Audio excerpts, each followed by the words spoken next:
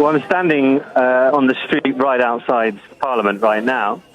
And down this street we can see smoke. I think it's tear gas. We can see police firing tear gas at protesters.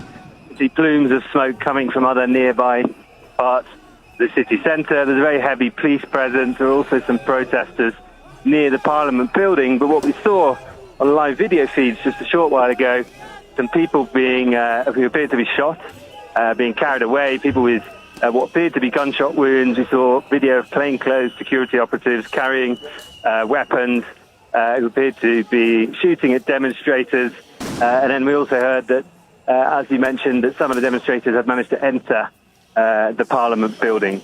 Right now it appears to be secured. I'm standing just outside the fence, but there's still protest activity and police in the street immediately outside.